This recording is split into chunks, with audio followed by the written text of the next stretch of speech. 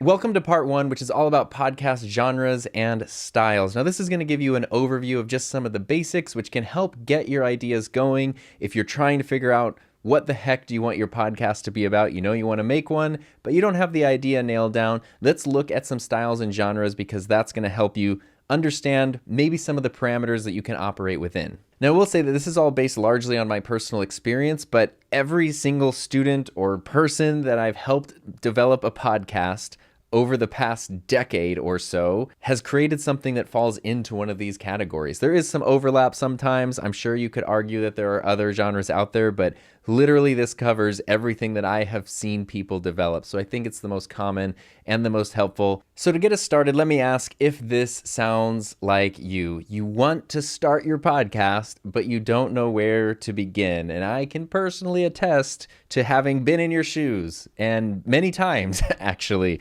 I've wanted to start stuff. I've had even all the equipment, even the technical skills. But when it comes time to pressing record and thinking, well, what on earth am I actually going to talk about? You might find yourself stuck in what I call planning purgatory. That's where you're trying to come up with an idea. Maybe you do think you have an idea, but you're spending so much time trying to make it perfect and to just work with it too much that you never actually get started. And when it comes to podcasting or video creation or any of that stuff, the only regrets I've ever had are about not getting started. I've never regretted anything that I've made. And I've made stuff that's kind of embarrassing, and I've never regretted any of that. The only thing I've regretted is not getting started and spending too much time in planning purgatory. So here's what we're going to do today. We're going to find your basic concept. We're going to help you find your basic concept for your show. Then we're going to go through and figure out how to make that sustainable, because it's not just about coming up with an idea, but it's figuring out how to make that idea work in the long run. And then we're going to give it some structure to help you keep going once you have your idea. So to do all that, because it's kind of a big order, where on earth do we begin? Let's start with your concept. So let's start with talking about podcasting in general. Let me tell you the biggest mistake that I see people make when it comes to prepping for their podcasts and that kind of thing. The biggest mistake I see is that people don't have a clear concept or purpose before they get started. They think like, my friends and I are funny, we'll just sit down and have conversations.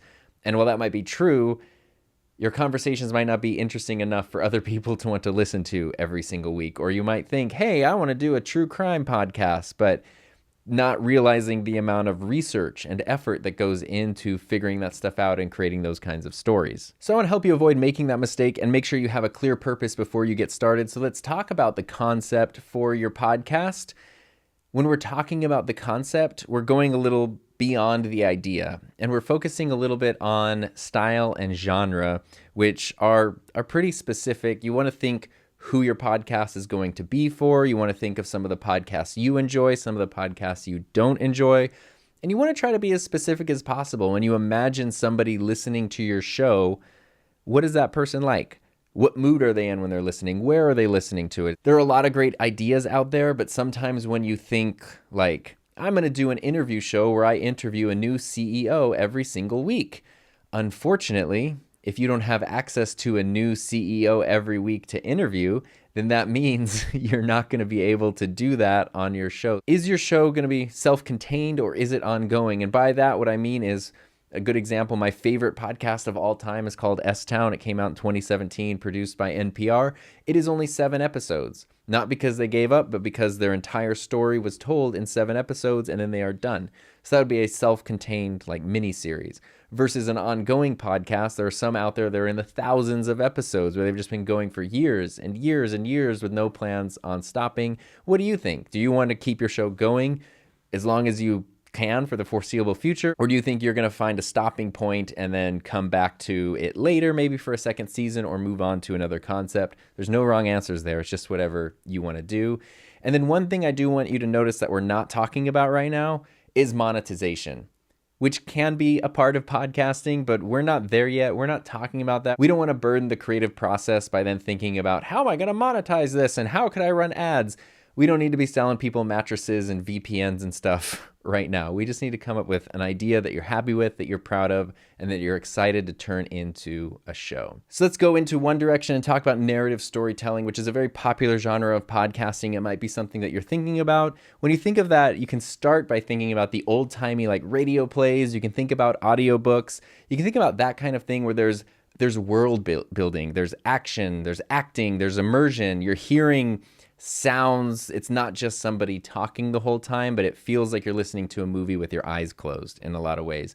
That's what we want to think of when we're talking about narrative. Episodes might be self-contained, or you might have a season, a run of episodes that are each connected and building on one another. And the biggest thing to note when it comes to narrative podcasting is that it's very production intensive. I don't do narrative podcasting myself, but a friend of mine who does, for each 1 hour episode takes about 20 hours of editing. That's a lot of time. I would personally love to do narrative podcasting, but I don't have the time to do that. So it's important to be aware of those kinds of constraints. That's not a universal rule that 20 hours of editing equals 1 hour of podcast, but it just gives you an idea of the amount of effort it takes to really put that world together. It's not unlike editing a movie, which takes a long time to do. Now, up next, let's talk about what I like to call journalistic podcasts. And that's sort of a broad term, but in this case, there could be elements of narrative, and oftentimes there are, especially things like sound design. But we're talking about real life stories. We're covering events. We're covering issues. You might even be kind of ongoing with the reporter, with the podcaster. Speaking of Serial and NPR, if you think of NPR style broadcasts, things like This American Life, Serial, S-Town, those are very much journalistic pieces, even though there's lots of narrative elements within them. So again, there's overlap between genres. You don't have to draw a line in the sand and decide what you're doing. This is just about opening up your mind to the different ideas of what's available to you. Oftentimes, journalistic podcasts do include interviews and research.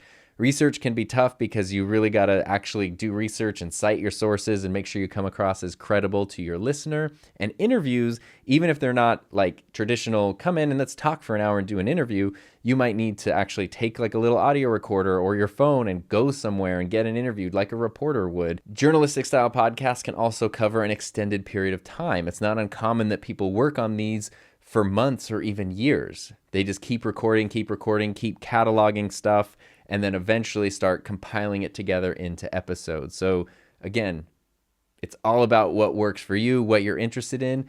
And an easy way to figure that out is to think about what you're excited about. What is actually making you excited when you think of what could I be working on?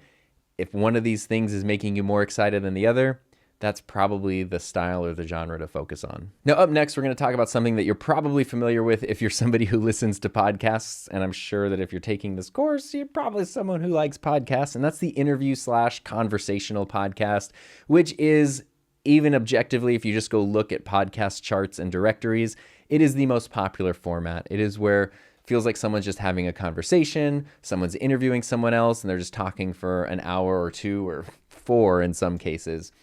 This can be simple or complex to produce because you could literally just get a couple people together and just start asking questions and record it, and that's it. Or you could break it down and really edit the interviews, cut out the unnecessary stuff, add in some of those narrative or journalistic elements to help expand on what's happening. So the workflow is really just going to depend on you and what the goal is for your show. It's very important to remember your perspective on this. That counts for all genres of podcasting because you are the glue that's keeping the listener coming back. But when we're talking about something that's interview-based or conversational, it really is you and your personality that's going to draw people in and help them connect with your show. So never forget the value of your perspective. Even if it feels like you're kind of standing alone sometimes, it's your point of view, and that's what makes it unique, and you really need to embrace that and foster that within your show. Now, speaking practically, the interview/conversational podcast is probably the most sustainable. So if you're looking for something that you can do in the long term and you're thinking maybe you want to do like a weekly episode, this is overall pretty much the easiest to produce.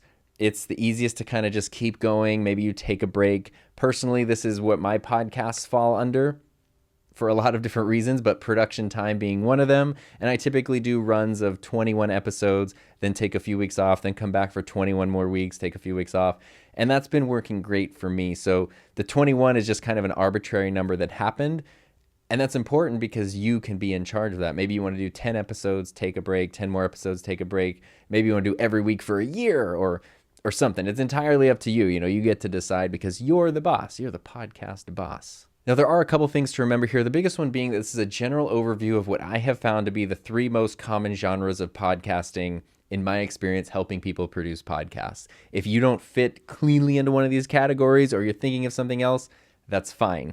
You're allowed to do that. It's totally okay. There can be overlap between genres, and ultimately when it comes down to it, you do you. Like whatever you decide makes the most sense for your show and you think is going to be interesting or valuable to a listener, that's what you should run with. That's what the thing that makes you excited. That's what you should go with. So as we wrap up our discussion on genre and style of podcasts, this could be a great time to make a quick note about your broad concept.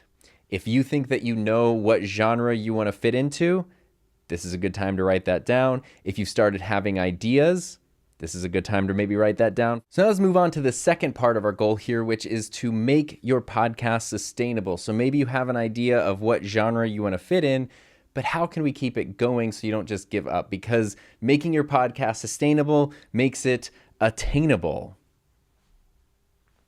It's true. And basically what I mean by that is not feeling like you have to force yourself to produce your show, not feeling like it's a chore or a hassle, but feeling like it's something you're excited to do, something you can do, something you can actually achieve is really going to make it easier to keep doing it and make your goal of having your own podcast something that you can actually attain. Now, I get weirdly competitive with things, and I'm sure, like me, if you're here, you want to be somebody who is above average. So let's talk about what that means. Did you know that the average podcast show only lasts for 7 episodes? That is the average number of episodes that a podcast makes it before the hosts decide to just kind of call it quits and give up.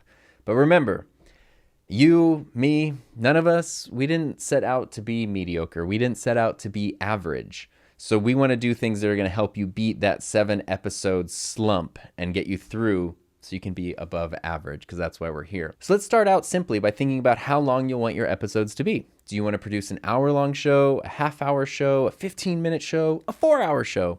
Again, no wrong answers. That's a running theme here. There are no wrong answers with any of these things. The closest thing to a wrong answer would be something that's not sustainable. You want to do a 4-hour epic narrative podcast, but you only have 3 hours a week to work on your show. Well, it's going to be a problem. So we want to make sure that we're keeping things realistic and that we're not setting ourselves up for failure. Now, when you just get started, you can podcast like nobody's listening. You can be experimental. You can put yourself out there because guess what? I'm sorry, but chances are nobody is going to be listening. And that's not a bad thing because you can still really build your skills as a podcaster, even with a little to no audience. And all of those first episodes that you put out, even if they're getting very small numbers of listens and downloads and all that, they're still going to be there in your library. And as time goes on and people find your show and they become fans of it and they want to see more of it, they're going to go back into the catalog and find all of those episodes. So I promise you, they serve a lot of value, both in building your skills as a podcaster and also in building your show's library. So do not get discouraged by low numbers at the beginning and use that as an opportunity to just kind of figure out what works for you, be experimental. If you're not used to putting yourself out there, recording your voice, editing your voice, it's probably going to take a couple episodes before that starts to feel more natural and more comfortable. That is entirely okay. One of the best things you can do to help yourself have fun, build your show, connect with your audience is to really project your enthusiasm through your podcast. Think about the thing that your friends and family are tired of hearing you talk about. Is there something that you just constantly bring up and people are like, that they're talking about the thing again? That would be a great idea for a podcast if you have something like that. It's definitely okay to evolve your show over time. I call this the band dilemma because if you look at bands that have long histories, if they just keep making the same style of music and the same album over and over again, people will criticize them for not changing.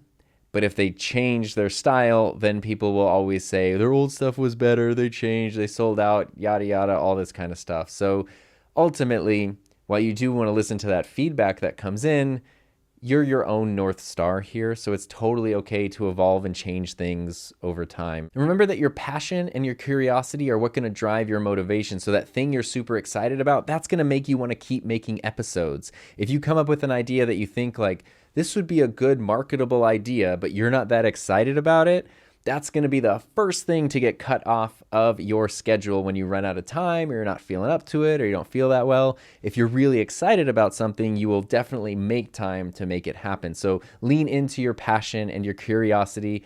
And remember that marketable ideas aren't always sustainable, not because there aren't plenty of things to talk about or plenty of ideas, but because you might not actually be interested in doing that thing. This is your chance to do what you want to do. And part of that is just making sure that your podcast fits your lifestyle. So a weekly episode is my recommendation because it's a good way to keep your audience engaged. If you're not doing something that requires crazy levels of production, it's usually a sustainable workflow. And then you're also not overloading your audience with too much content. If you're doing 3-4 episodes a week, they might not even literally have the time to get through everything that you're making. So weekly seems good, but whatever works for you. If you want to do a daily show, that's awesome. Is that something you can fit into your schedule? So how often do you want to upload? And then you want to think about how often you're able to record. So if you want to do that weekly show, but you're not able to record every week, there might be times throughout the month where you can batch record episodes, do 2 or 3 at a time, and then edit those and save those and schedule those throughout the month. It really all just comes down to creative problem solving. If you have a goal and you want to get there, there's definitely a way to do that. But you just want to think about what is the goal and what's the thing you can do to make it actually happen. And you definitely got to ask yourself, are you willing to pay that opportunity cost? If the only time you can record is every other Saturday, and it's been a long work week, and now it's Saturday, and you just want to kind of relax for a bit, or people want to go do something fun, and you're like, I have to stay home and podcast. That might be something you need to do. You might not be able to go do everything you want to do, or have as much downtime as you would want to have, but hopefully your excitement and your passion, your enthusiasm for podcasting is going to sustain you through those times when it's not necessarily the thing you would choose to do because life happens and life gets in the way. And of course, when things get extreme, it's always okay to just be kind to yourself, give yourself a break, take some time off and come back when you're ready. But I would really encourage you to try to be as consistent with your schedule as possible, not just for your audience or growing your show, but for helping build your skills and your dedication as a creator, as a podcaster. It's important to remember that this is a marathon and not a sprint. You don't want to burn yourself out. There really is no finish line for the most part. The closest thing to a finish line, get ready to have your mind blown, is the starting line, because the destination is the journey. Now, if you're keeping notes, this could be a good time to kind of pause and think about how you could fit a podcast into your life right now. When could you record? How often do you want to upload? All that stuff that we just talked about. Maybe you can make some basic notes that are going to help give shape to future ideas and concepts that we're going to talk about in a little bit. And the last thing we're going to talk about here is just structure. And this is going to be a very general discussion about episodic structure. So think of your favorite podcast. And now that you're thinking about my show, The Enthusiasm Project, we can move on. And if your favorite podcast happens to not be mine somehow, think about your favorite show and what they do. Is there a structure? Is there some kind of format that they follow that you like? Have you heard podcasts that you don't like and things that you're like, no, I never want to do that? All very important like research to do when you think about what you want to do with your show. Now, publishing consistently is very important because it does help you become a part of your listeners' routine. If your show comes out every Tuesday, eventually people will know, I'm going to get a new episode of that super awesome podcast every Tuesday. So they're going to build that in like to their commute, to their lunch break, to their whatever it is, whenever they listen to podcasts. They're going to know that every Tuesday they're going to get that new episode, and you can become a part of your listeners' lives and routine, which is really cool. It's like super special. You can use scheduling tools to your advantage. So if you need to batch record because you can't record week to week or whatever, basically every single podcast hosting platform lets you schedule episodes out. So you can upload it today, schedule it for any time, any date in the future, and it'll publish and be ready whenever you want.